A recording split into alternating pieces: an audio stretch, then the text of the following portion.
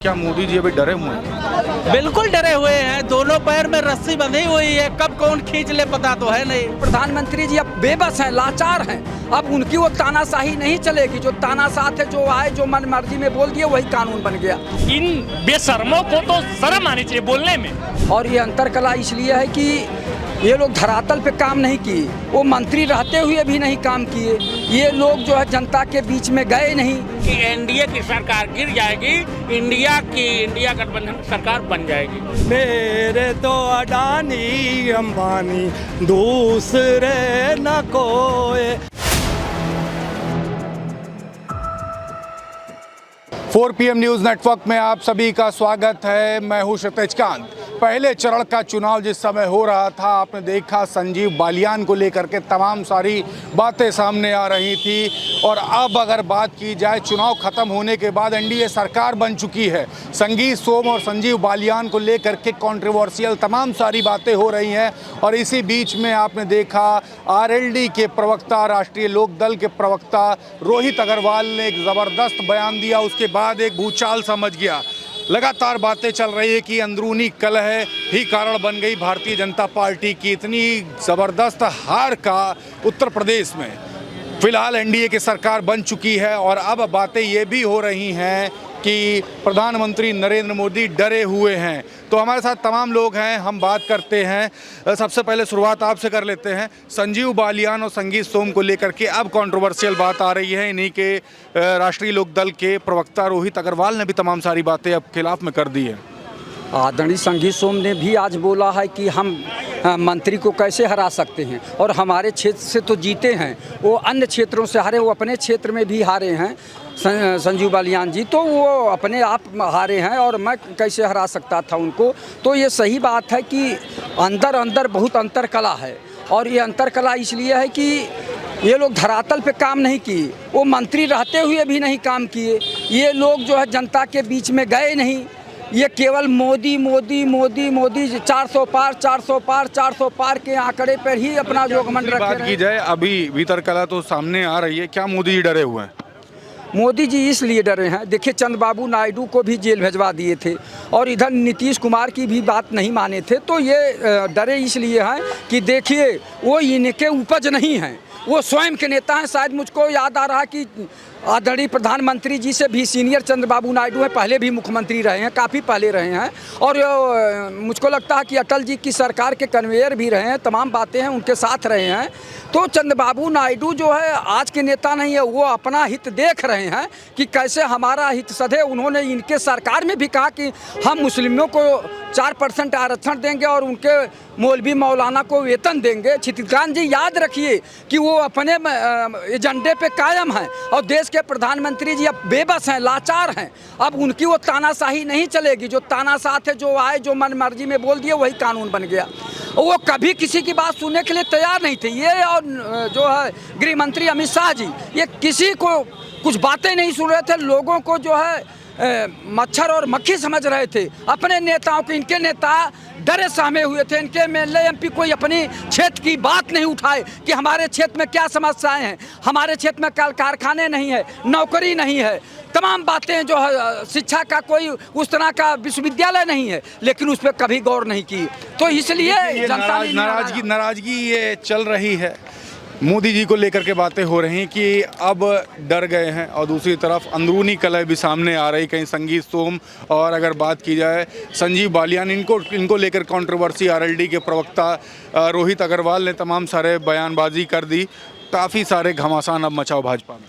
मैं इसी के संदर्भ में एक बात कहना चाहता हूँ। पहले तो हेमा मालिनी जी ने गाना गाया था, मेरे तो गिरधर गोपाल दूसरों न कोई, मेरे तो गिरधर गोपाल दूसरों न कोई। आप कहोगे मैं तो राजनीतिक बात कर रहा हूँ, आप भक्ति का गीत ले आए, तो मैं पलट देता हूँ इसको। मेरे तो अडानी अंबानी दूसरे न कोई, मेरे तो अडानी अंबानी दूसरे न कोई। अब यहाँ भी आप समझा भी दीजिए। अब सवाल भी वही तो मैं समझा दीजिए। अब नरेंद्र मोदी ने अपने ट्विटर हैंडल पर लिखा है कि देशवासियों, आप मुझे मेरा परिवार कहना बंद कर दे, मैं आपका परिवार या मेरा परिवार जो भी लिखवाया था मैंने उसे आप मिटा दीजिए। देखिए ना, चुनाव खत्म होने होते ही मतलब निकल गया है तो पहचानते नहीं, ये अंधभक्त क्या है हम इन्हें जानते नहीं। देखिए मतलब तो निकल गया नरेंद्र मोदी का। अब उनके जो गिरधर गोपाल हैं वो सब अब अडानी अंबानी हैं ना। देखिए अब मैं एक बात और कहना चाहता हूँ, 142 करोड़ जनता ने आपको तो पूरा वोट नहीं दिया है, मगर जिन लोगों ने आपको 240 सीटों पर जिताया, जो अंधभक्त, आपने उन्हें भी नज़रअंदाज कर दिया, उनसे भी नाता तोड़ लिया और ये कह दिया कि मैं अब आपका परिवार नहीं हूँ या मेरा परिवार ना लिखो। तो ये कितना शर्मनाक है, कितना निर्लज्ज प्रधानमंत्री है, ये देश को समझना पड़ेगा। नाराजगी आपके मित्रों में काफ़ी रहती है। आपसे एक प्रश्न ले लेते हैं। आज आरएलडी के प्रवक्ता ने काफ़ी सारी बातें कर ली, संगीत सोम और संजीव बालियान को लेकर के काफ़ी सारी कंट्रोवर्शियल बातें हो गई। मन में क्या आ रहा है? पता नहीं, हम उन लोग के वाक्य सुने नहीं, हो सकता है कुछ होगा उन लोग दोनों के बीच, तो अपना कंट्रोवर्सी पता नहीं, लेकिन हमें उनसे नहीं पता, इसलिए बात संगीत सोम और मुजफ्फरनगर का चुनाव हो रहा था, खेड़ा में क्या कुछ हुआ वो तो सभी जानते, कस्में तमाम सारी खिलाई गई, लेकिन उसी बीच से संजीव बालियान और संगीत सोम को लेकर तमाम सारी बातें हो रही थी। अब चुनाव खत्म होने के बाद आरएलडी के प्रवक्ता हैं रोहित अग्रवाल, तमाम सारी बातें कर, बड़ी कंट्रोवर्सी चल रही है। मैं आपको बता दूं, मैं वहाँ रहा हूँ और जिस व्यक्ति का आप नाम ले रहे हैं वहाँ पे मैं उनका पीआरओ रहा हूँ। संगीत सोम ने तो वोट भी दिया है और बिल्कुल सबने मेहनत करी है और सही बात है, जो आरोप प्रत्यारोप एक दूसरे के ऊपर लगा रहे हैं, पार्टी फोरम में ही इन सब चीज़ों को लेकर चर्चा करनी चाहिए। रोहित अग्रवाल राष्ट्रीय लोकदल के प्रवक्ता, बिल्कुल रोहित अग्रवाल ने जो कहा है मैं तो नहीं सुना हूं, लेकिन संगीत सोम ने कहा है कि आरएलडी के साथ जो गठबंधन हुआ, बीजेपी को नुकसान हुआ है, अलबत्ता कोई फ़ायदा नहीं हुआ और दोनों सीट जो है आरएलडी बस जीत पाई है, बिजनौर की और बागपत की। और मेरा भी यही मानना है कि बहुत ज़्यादा उसका कुछ फ़ायदा नहीं हुआ, फ़ायदा सिर्फ आरएलडी को हुआ है। आप पीआरओ रहे हैं, किसके पीआरओ हैं? एमएलए रहे हैं नहीं, किनके? एमएलए संगीत सोम जी के। संगीत सोम जी के। तो आरएलडी से कोई फायदा नहीं मिला? क्या फायदा मिला बताइए? ओम प्रकाश राजभर से मिला है, तो ओम प्रकाश राजभर से नहीं मिला क्या? संजय निषाद से मिला है? इन लोगों को तो जनता ने बिल्कुल औकात ही बता दिया है। गठबंधन तो एनडीए ने किया था। हाँ किया, खुशी से किया था, बस सब लोगों ने किया था। क्या दूसरे दल नहीं किए थे? दूसरे दल वाले भी पब्लिक में बात आ गई, ठगबंधन किए थे दूसरे दल वाले, हम तो गठबंधन किए थे, आज भी गठबंधन में है, लेकिन जो है वो तो ठगबंधन किए थे। मतलब मामला गड़बड़ा दिया इन लोगों ने। मामला देखिए आप, पब्लिक जानती है कि उसे करना क्या है, किसी के बहकावे में नहीं आती। तो एनडीए की सरकार बन गई, इसको तो खुशी है, लेकिन जो कंट्रोवर्सी आती है इसको लेकर नाराजगी तो होती होगी। अब कंट्रोवर्शियल ये छिटपुट चीज़ें चलती रहती हैं और चलती रहेंगी। इस पे पार्टी नेतृत्व को और शीर्ष नेतृत्व को निर्णय लेना है, एक्शन लेना है। इन सब छोटे मुद्दों के लिए तो, बड़े मुद्दों के लिए तो शीर्ष नेतृत्व है। अच्छा, एक चीज़ और बातें होती हैं पब्लिक में ही, ये सब हवा उड़ाई जाती है कि मोदी जी डरे हुए हैं जब से नायडू और नीतीश दोनों साथ में आए हैं। एक तरफा जो जीत होती थी उसके बाद ये जो सीन हुई है उसमें कहीं हाँ, कौन डरा हुआ है? अगर डरे होते तो कैसे प्रधानमंत्री बन जाते, तीसरी बार सरकार कैसे बनाते? बिल्कुल नहीं डरे हुए हैं। कैमरा चल रहा है। और तीसरी बार सरकार आप देख रहे हैं, मोदी जी ओथ ले लिए, मंत्रिमंडल का विस्तार हो गया, बंटवारा हो गया, किस बात का डर है भैया? क्यों डरेंगे? बिल्कुल डर तो नहीं, लेकिन ये बातें जो होती, जो हवा जो उड़ाई जाती है नीतीश और नायडू को लेकर, कल देखिए विपक्ष हो गया, पगला गया है, क्योंकि ये पूरा ठगबंधन मिला के 233 है, ये है एनडीए 293 है, भाजपा अकेले 240 है, ये अकेले अपना पूरा नहीं, तो ये पगला ही गए हैं। कब ये कहते कब वो पलट जाएंगे? काहे पलट जाएंगे? वे एनडीए के हिस्सा रहे हैं। इन बेशर्मों को तो शर्म आनी चाहिए बोलने में। नीतीश को, नायडू को, ये एनडीए के हिस्सा रहे, कहाँ जाएंगे? इतिहास गवाह भैया, पहले सरकार भाजपा के साथ बनाई, गठबंधन किए थे कि नहीं बिहार में, फिर पलट गए। अमित शाह का ही बयान है, इसको दोबारा वापस नहीं लूंगा। देखिए अब नहीं पलटेंगे। देखिए वो विधानसभा चुनाव थे, अपनी अपनी मुख्यमंत्री के लेके होड़ मची थी, उसमें किए, लेकिन लोकसभा में ऐसा नहीं उनके नहीं था। उन्होंने मोदी जी का पैर छू कर प्रणाम किया और कहा है कि ऐसा कभी जीवन में गलतियां नहीं करूंगा। मतलब मजबूत है यार, गृह मंत्रालय आ गया हमारे पास, मजबूत। लेकिन तमाम सारी बातें होती हैं, नीतीश और नायडू को लेकर बात हो रही है, एनडीए की सरकार अभी मजबूत है। प्रश्न ले लूं, संगीत सोम और संजीव बालियान को लेकर के बड़ा कंट्रोवर्सी हो रही है। और जिस समय मुजफ्फरनगर में पहले चरण का चुनाव हो रहा था उस समय बड़ी कंट्रोवर्सी, और भी आरएलडी के जो प्रवक्ता हैं रोहित अग्रवाल, उन्होंने भी बयान कर दिया। तो ये जो सब जो घमासान चल रहा है अंदरूनी कलह का, इस पर क्या सोचते हैं? इस पे यही सोच रहे हैं कि जब दिन जाने के आते हैं अत्यंत आयु रह जाती है तो बुद्ध नियत उल्टी होकर मद के जल में बह जाती। अब आपस में घींचातान। आप तो इनमें केवल कह रहे हैं, मैं तो देख रहा हूँ आरएसएस भाजपा में हो गया है। आरएसएस प्रमुख ने क्या कहा कि एक चेहरा चुनाव नहीं होगा। आरएसएस प्रमुख अब कह रहे हैं मणिपुर सालों से जल रहा है। आरएसएस प्रमुख ये कह रहे हैं तानाशाह देश के लिए ठीक नहीं है। तो आप आरएलडी अब ये देखिए खेला खेलते खेलते इस तरह से ये हो जाएगा कि एनडीए की सरकार गिर जाएगी, इंडिया गठबंधन की सरकार बन जाएगी। मैंने तो पूछा भी नहीं सरकार गिर जाएगा, अब सरकार मैं ये बता रहा हूँ उसका जड़ ये है। बहन के सरकार गिरा रहे हैं। अरे भगवा पहर के हम लोगों ने सनातनियों को जगाया, राम भक्तों को जगाया, इसलिए अयोध्या में जो है अयोध्यावासी ने सामान्य सीट पे अवधेश पासी को वोट दे दिया। अवधेश पासी को वोट दे दिया। भगवा यही तो भगवाधारी है कि धर्म को व्यापार जो करे उसे रोका जाए, धर्म पे जो ठगे उसे रोका जाए, जो गाय गंगा ब्राह्मण पे जो व्यापार करे उसे रोका जाए। यहाँ देश संविधान लोकतंत्र से चले। बिल्कुल।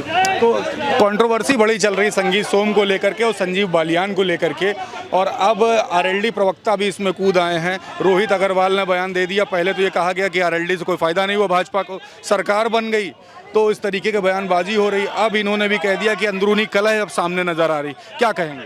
लेकिन ये कांग्रेस और भाजपा दोनों बताएं, समाजवादी पार्टी बताए, क्या महंगाई पर किसी ने एक मीटिंग बुलाई?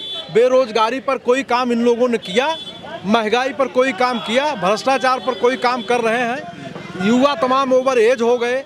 75,000 शिक्षक भर्ती अखिलेश जी के ज़माने में थी और उन्होंने शिक्षा मित्रों की भर्ती कर दी। जो मास्टर की डिग्री लिए बैठा था वो नहीं हो पाया, वो इसमें चला आया। चलो भाजपा में शासन, भाजपा के शासन मिल जाएगा।